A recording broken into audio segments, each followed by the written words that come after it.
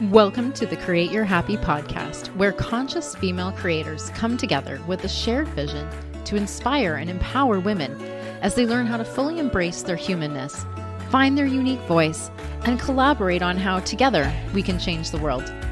I'm your host, Christy Holt, happiness coach and conscious funpreneur on a mission to change the world one beautiful soul at a time.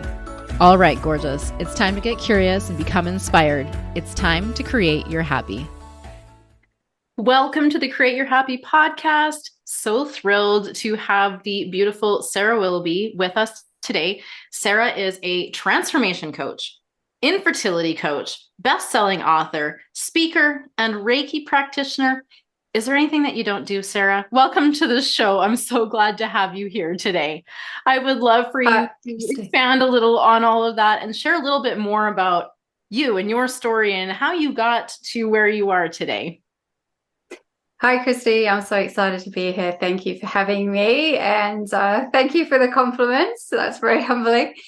So my background actually is in corporate HR. So I spent 10 years working in corporate HR, working my way up the corporate ladder. I spent 6 years at university and I got there and felt stuck. I wasn't enjoying what I was doing. I felt like I was selling my soul, but I didn't know how to leave. And ironically, even though I was still in my 20s, I felt like it was too late to make a career choice change. At the same time, I was going on this crazy journey through secondary infertility. I'd already been blessed with my little boy, was trying to complete my family. And to cut a long story short, I went through 4 years of hell and back and ended up in ICU after an IVF cycle that went disastrously wrong, looking at my life, thinking, is this it? Is this how it's going to end? And knowing that I had so many regrets. In that moment, knowing that the doctors couldn't stop my deterioration, they could only treat the symptoms as they arose, I knew that it was a mindset battle. And so I had to dig really deep. And I promised myself, and I promised the universe, if you give me a second chance, I will spend the rest of my life being of service. I will walk towards my fears. I will empower other people to do the same. Yeah. Talk about the ultimate surrender. It was just the first time that I had realized I had no control and I just had to let go. And I just had to be in every single moment to get through that because it was emotionally, physically, mentally, and spiritually excruciating. Yeah. Yeah, that's tough. And so I imagine that experience in your life really forced you to take a deep look within. This idea of surrender and letting go of control requires a great deal of self-trust, right? It really does. And I guess when you've got nothing left to lose, you have to get to that place. Yeah. Because if you don't, then the alternative is pretty grim. And as I watched my 3-year-old son walk out of the hospital doors and he just smiled and waved at me and I knew that I may never see him again, I realized that I had to go on this journey of self-acceptance and self-love. And I had to just be who I came here to be. And I hadn't been doing that. I really hadn't been doing that. Yeah, those pivotal moments really can take our life in a completely different direction. What was the result? What did you find yourself experiencing as you made that shift and stepped into that deeper relationship with trusting yourself? I think one of the biggest things I learned was that I had been so self-critical. I had hated my body for all the things that it didn't do for me. I'd been so judgmental and harsh. And yet here was my body trying to fight, trying to keep me alive. And so I surrendered to that in that moment. And I promised myself that I would stop berating myself, that I would love my body and everything that it was doing for me because it was really working hard and showing up for me in those moments of recovery.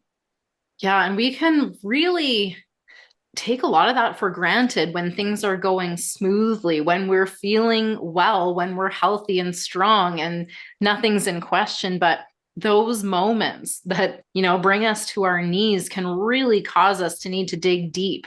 So what was the biggest piece of that relationship with self that helped you to heal and move forward from that inner critic, from that negative self-talk loop, from that maybe shame and dislike even of your body and what it wasn't able to do for you. How did you overcome all of those things? I think one of the most pivotal moments was when the consultant came and spoke to me late one night, and she just looked deeply into my eyes and she put her hand on my leg and she said, "You've been very lucky." That was the moment that I realized how close it had become. And I realized that my body had been amazing. And I was like, okay, enough's enough. I realized that I had been spending so much time in my head, not my heart, not being in the moment. I had wasted the last 4 years of my life trying to have another baby, like thinking about that all the time, that I hadn't been present with my son. And I hadn't been present in my own body. I'd been stuck in my mind with the 60 to 70,000 thoughts we have every day, and the 90% of those that are repeated from the day before, and the 80% of those that are negative. That's where I'd been living. Yeah. And so when I just learned to focus on being still and focus on my breath, because that was all I could do. I could literally just breathe through each moment. Then it developed a different sense of self and a different relationship with my body. And I became very grateful for everything that my body was doing for me. And it's so important to have everything harmonized and working in unity. Mind, body, soul, all of those pieces need to be connected. And if they're not, we have this sense of disconnection. We don't often know what it is or what's going on or why we feel that way. We can just end up feeling really stuck, really lost, really confused. I personally felt really overwhelmed, and the overthinking would take me in these thought spirals. Oh my gosh, like that. I hope everybody on the recording can hear that snap. It just is so easy to go off in your mind into all of these thoughts. Just like you said, there's so many of them that are just replaying from the past. I would just love to hear from you, your experience with meditation. I totally want to share mine a little bit too when you're done, of how meditation shifted things for you and created the opportunity to start deepening that relationship with yourself, to begin healing, to begin connecting, to start building up this belief in yourself, this self-trust that you needed to move forward. Yeah, sure. So fortunately for me, before I ended up in intensive care, I'd started my meditation journey. So initially I'd gone to a Buddhist meditation center and felt instantly calm the minute I walked through the doors, and just kept turning back up every week after week after week. And it was the first time that I'd felt peaceful. So my journey with meditation began with breath meditation, and I learned walking meditation, which I loved, and realized that it wasn't just having to sit in the same position for 30 minutes saying, I'm being uncomfortable, that there were so many different ways that we could explore meditation. And I loved that. Meditation absolutely saved my life, because without meditation, I wouldn't have been able to get through what I got through. But what was interesting for me was that at a time that I would be normally focusing on my breath, I couldn't focus on my breath when I was in hospital, because I had fluid in my lungs and I couldn't breathe.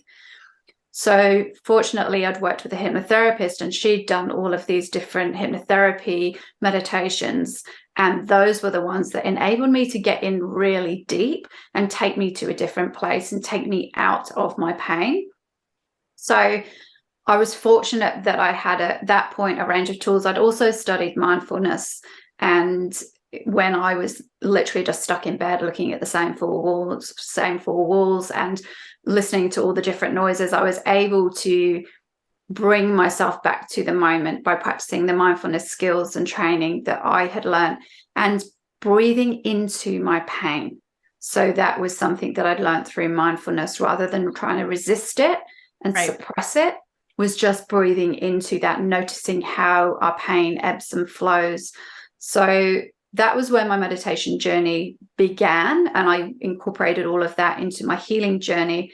And then beyond that, I've done all sorts of different meditations. I am always meditating when I go and walk on the beach.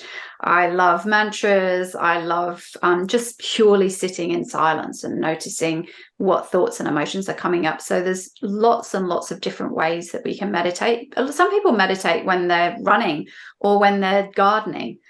We don't need to be sat still to benefit from releasing some of the negative repetitive thoughts that we have going on in our mind. Yeah, I agree. And like for me, how I sort of look at meditation in my personal experience is that sitting and intentionally quieting my mind. And let me tell you, it was probably literally for about a half a second at a time at the beginning. That's why it's a practice, right? At the beginning, I could barely keep up. Like my mind was just going 1,000 miles an hour. And so I really just used that to try and create and look for the space between the thoughts. And often the tiny prompt that I sort of used, if I found myself thinking, I would switch my thought to, I wonder what I'm going to think about next, which is Yes. ironically a bit of a stopper. And it created a little bit more space while I was pondering. There was a moment where there wasn't, this bombardment of constant thoughts. And so as I continued to practice meditation, I was better able to extend this time and create a little bit longer space. And I'm not going to lie, I got mornings, I got days. Sometimes I sit there and my mind is still just 1,000 miles an hour. Hey, we're human.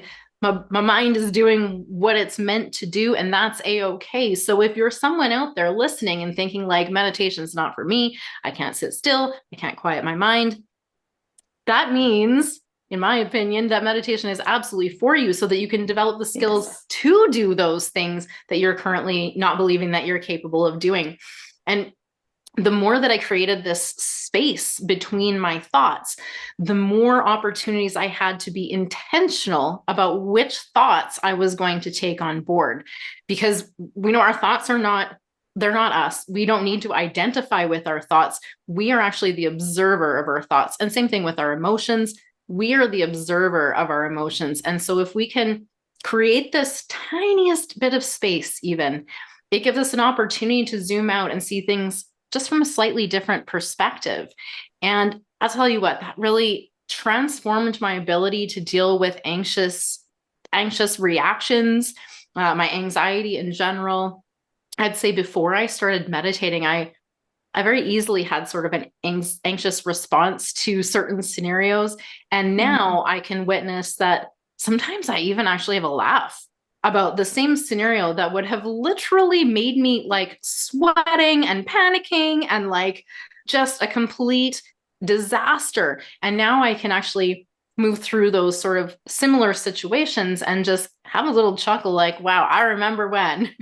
Yes. That kind of thing would send me into such a spiral, and part of that's what I wrote about in my book about getting unstuck, because those overwhelming thoughts can take us down really fast.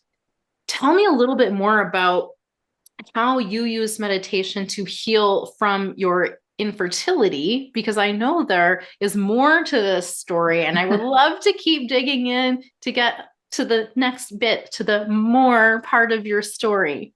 Sure. So, yes, once I'd recovered, I went back to Norway. I was actually living in the UK at the time, and we'd gone over to Norway to have treatment, thinking that we could have a holiday, and it was anything but a holiday. But once I'd recovered, knowing that I could never go through IVF again, but fortunately having some frozen embryos, which was a very different process, so there was no risk to my health. I got pregnant with twins, and I was like, this is how it was supposed to be. This is amazing. But unfortunately, I lost one of the twins and then the other one. But in between going and having my IVF and getting pregnant with my twins, we were dead certain that we were emigrating over to Australia. We'd already started that process of beginning a new life. And when I fell pregnant with the twins, I was like, no, we're going to stay. I might have another premature baby or two. So we're gonna stay put in the UK. Then I talked myself around, just moment to moment of just breathing and trusting and going, no, you've got this. It's okay. Don't allow yourself to stop following your dreams. Yeah. You can go out to Australia and begin a new life, because we were going out to Australia not knowing anybody, no jobs, nowhere to live, just throwing everything up in the air and seeing where it was going to land. So we followed that path. We did follow that path. And we were going out as a family of 5. We ended up going out as a family of 3.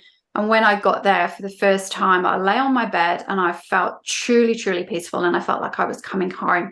And I remember saying to myself, don't ever let me forget this moment. And when I'm in moments of self-doubt and self-sabotage, I can go instantly back into that moment and remember how it feels in my body to just trust and to just know and just to have that belief. So that was a beautiful start of the process. And life just, when I surrendered again, life just began to unfold. And I continued with my meditation journey, but I took it to the next level and I started developing spiritually. And I used to go and attend weekly classes to develop my intuition and just trust all the inner wisdom that we all have that is deep inside. All the answers are there. Yeah. And expanding and learning that. And then from there, I learned Reiki. But within the first 6 weeks of being in Australia, during those moments of surrendering, during those moments of just trusting, I actually fell pregnant with my daughter, who is now 12. Yeah. And 4 years later, had another little girl who is now 8. So I was able to complete my family, but it was recognizing that whole mind, body, spirit connection. Yeah. It was just being very present and just living my life. Yeah. Just living my life. You know, so many people are going through the motions of getting up and doing the things, and they're not true. They're not truly alive. Do you know what I mean? Like, they're going through the motions and they're experiencing things, but they're missing out on like the great depth of the human experience. And I think that a lot of people do get sucked into, as you alluded to before, the more you resist something, right? We experience something uncomfortable or unwanted, and our resistance actually keeps us sort of stuck in that loop, repeating those thoughts about our resistance and how much we don't want the thing. And sometimes all it takes is for us to release that resistance, to surrender, to begin to trust.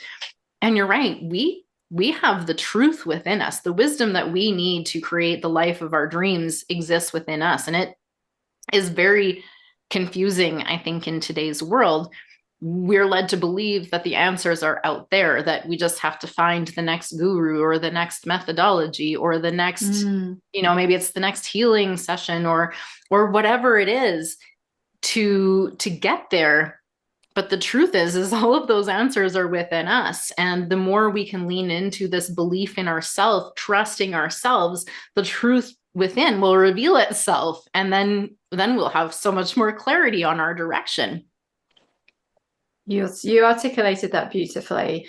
And so thank you for sharing your wisdom, Christy.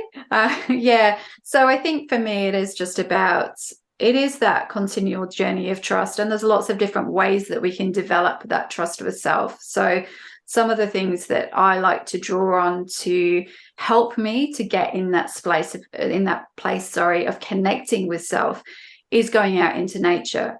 So I always think in the silence of nature, we can really hear our own voice. And that's been life-changing for me until I came and lived by the sea, and now I couldn't live anywhere else. I didn't realize how deeply connected I was to nature and how that helps us to get into our heart. It helps us get out of our mind and into our heart. And when we're in our heart space, knowing that our heart is the master thinker, not our mind. And if anybody wants to research that go to the Heart Math Institute, and there's some scientific studies that have been done around this, and it's very exciting and interesting. So our heart is all-knowing, and when we can just be in that space, we allow like you said earlier, the space between our thoughts to increase. Yeah. And that's where we get that inner wisdom dropping in. That's where we can start to hear creative solutions to problems. Yeah. And we're not so distracted. We're not looking outside of ourselves. We're coming back to self constantly. And it's great from a health benefit perspective too. You can do a walking meditation in nature and you're ticking off meditation, exercise, and enjoying this beautiful planet that we live in. So yeah, that's a great way to be resourceful. Like a very much like physical body, mental body, spirit, all of it wrapped into one bundle to do a walking meditation. I was going to ask as well if you could share any insights that you have on how to discern the mental chatter from the wisdom within, because I think that very often when people are walking around feeling very disconnected, they're sort of a meat suit over here with a thinking mind over here, and the soul is the spirit is maybe like, I don't know what's going on here, but we're all very disconnected and separate from one another. We're not operating in unity. And so there can be almost a competing voices. And it can be really difficult, I think, for people who feel disconnected from that to discern, well, which is just, you know, the words, the chatter, the inner critic, you know, all of this mental nonsense, and which is the true wisdom that is from within that needs to come out. What tips would you have for our listeners for, you know, making that discernment? I think the biggest tip I can offer is that usually your first response to something, say you're presented with an opportunity of a new job in another country, how do you initially respond? What's your first response to that? Normally it might be, say, for example, excitement. You're excited. And then very quickly you might find that all that sort of noise comes in and you go, but what if? And then you list 300 different reasons why it's not going to work out. That's your ego coming in to protect you, to keep you safe. That's the job of the ego, is to keep us safe. But what we find is that it also keeps us small. It sure does. And it would prefer for us to be in a place of discomfort, but known discomfort, because we know what we're dealing with. It's almost like we're in this container of, we're not enjoying where we're at, but at least we know what we're dealing with. So we feel safe. So we're going to stay here, rather than taking that first leap of faith, that first step towards a different life, a different future. And then trusting that we don't have to have all the answers. We don't have to know the final destination. We just have to take the first step. And then that next step will take us to the next step. And that will then take us to the next step. So I think just trusting the wisdom of that first response. The other way that you can do it is you can write down a question for yourself on a piece of paper. Sit in a quiet space. I like to put some background music on, light a candle, ask myself a question. So I would write down, should I take this job in India, for example? Yeah. And just allow myself to channel my inner wisdom with no editing, no critical thoughts, just writing. It becomes like a stream of consciousness. Yeah. And just seeing what comes out on the paper. Some of the answers that we get may not make sense to us initially, but I've kept all of my journals, and I can tell you that so many of the crazy, massive things in my life that have occurred have come from following that process and then putting that information aside and then just allowing things to unfold with ease and grace. And it's a very empowering process if we can get into that. And the more we do it, the more we start to discern between when our ego is coming in and what is actually our inner truth. Yeah. That's a fantastic exercise. I thank you so much for sharing that. I really think that so many people live in, I'm going to say it's fear, I guess, of the uncertainty of what might happen, right? This is why we have so much anxiety and worry and stress in the world, because we will take all of the possibilities of the things that we don't want to happen, and we will worry about what happens if they happen. And so instead of being present in the moment, we're bombarded with all this worry about all of the uncertainty that exists in the world. Mm. And I had a conversation yesterday, and I think I coined myself a new phrase. I'm glomming onto it. And I said to the person I was chatting with, I said, I'm just like winging it on purpose. Like, I don't know all those steps from A to Z. I'm winging it as far as like one step at a time. We're going to see where this leads. But I do have, you know, an intention, a purpose, something I'm moving towards, an impact that I want to create, an outcome that I'd like to see come to fruition. But I think that so many of us, and hello, former accountant with super analytical mind who like to have a plan, yes, realize that the more solid I have of a plan, the more fucking likely it is not going to go according to that plan. And so having this flexibility to lean into the uncertainty, and I don't know, maybe 5 or 10 years ago, I would have probably said like, this girl needs a whole lot of certainty to feel very safe. But that was keeping me very stuck and very small. And you don't know what you don't know, right? And actually it took honestly, it took kind of a triggering moment for me to wake the fuck up and realize what I was doing. I was staying stuck.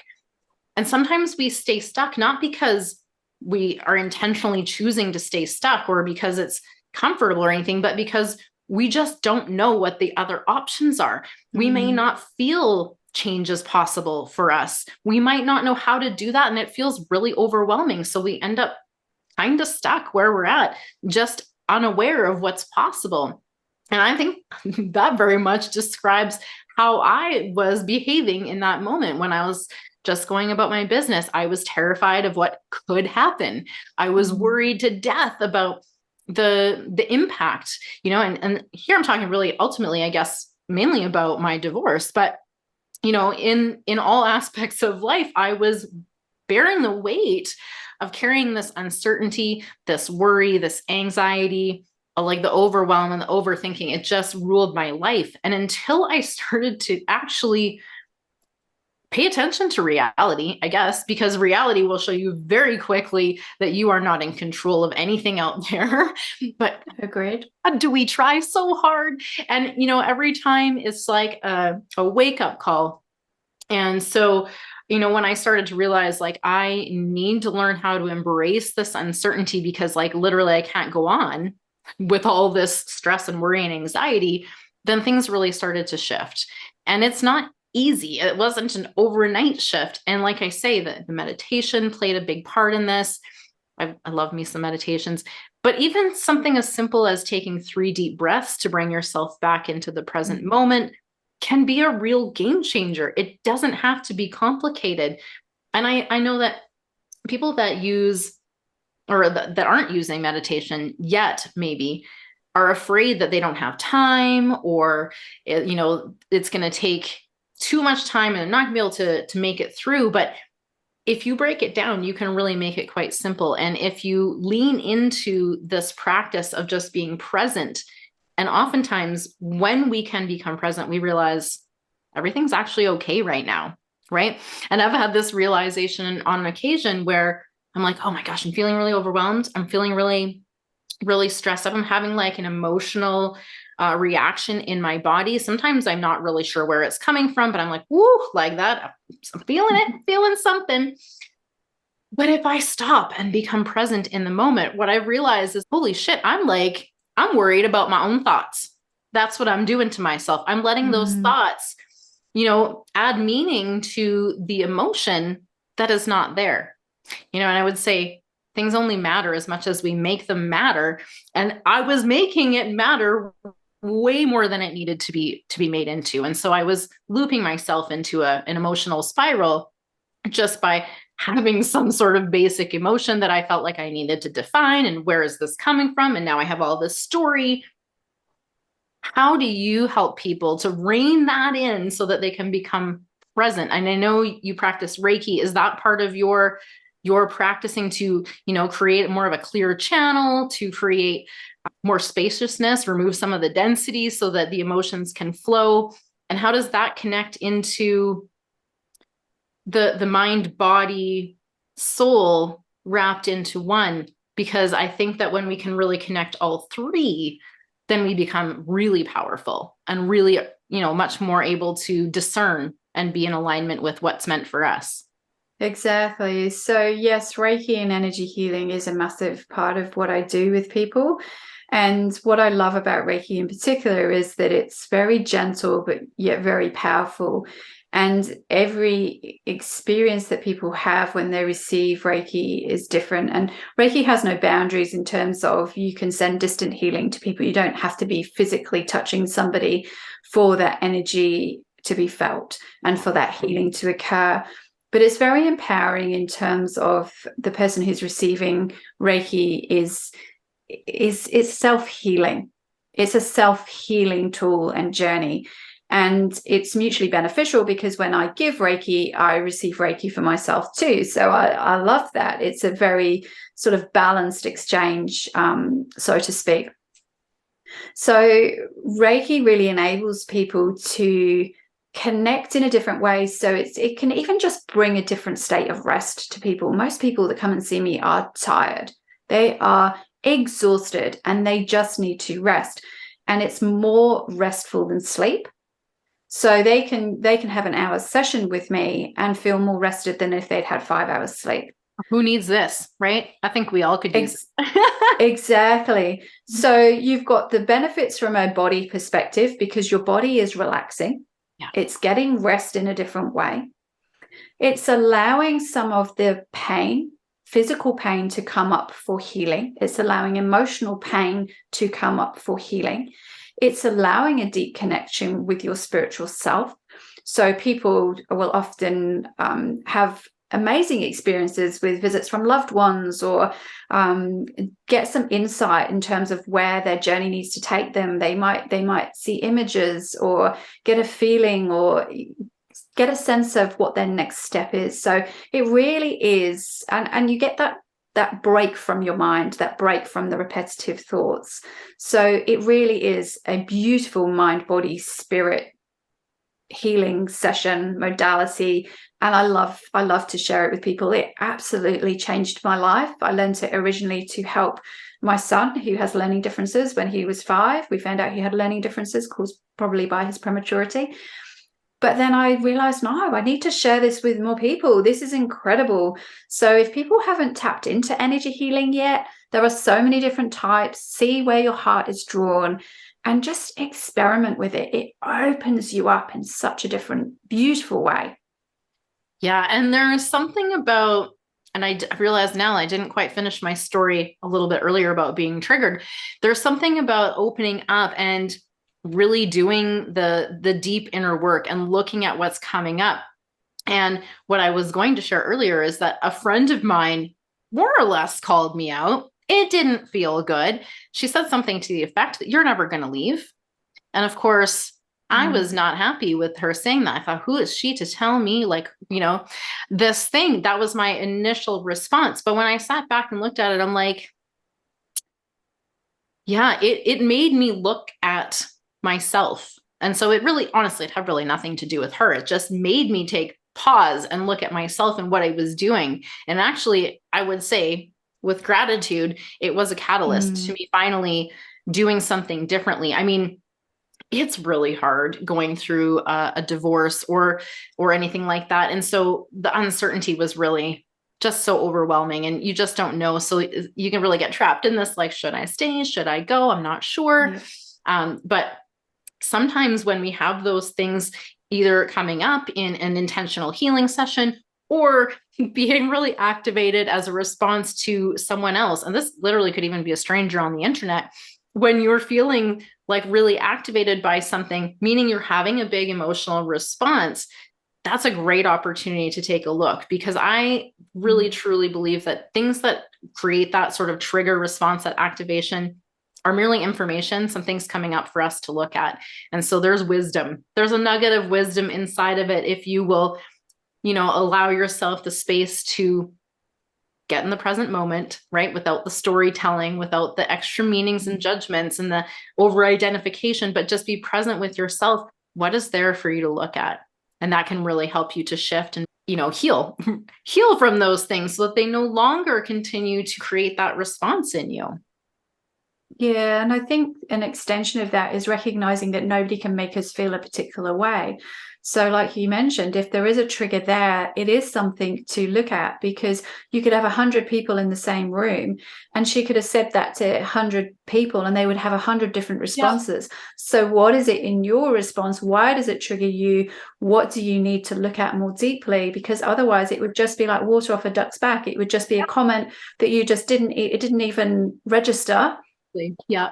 And there'd be nothing to do with that. So I think, like you said, recognizing that she was actually an angel, a blessing, even in the moment you didn't feel like that. Yeah. I have a lot of gratitude for the people that do trigger me, because it does mean that there's something unhealed within me that I need to look at, that I need to focus on. And there's another, I call it, we're like onions. We've got lots and lots of different layers to get to the root cause of where our pain comes from. And once we can get to that, then we can really up-level our lives. We can really take charge of our futures. And that's very, very exciting and very empowering. Absolutely. And I think the truth is, in those scenarios, we are not going to have a response unless we think it's true, or we're afraid it might be true and we don't want it to be true, which was definitely my scenario in that one. I didn't want her to be right. Thought like, oh my gosh, that's not true.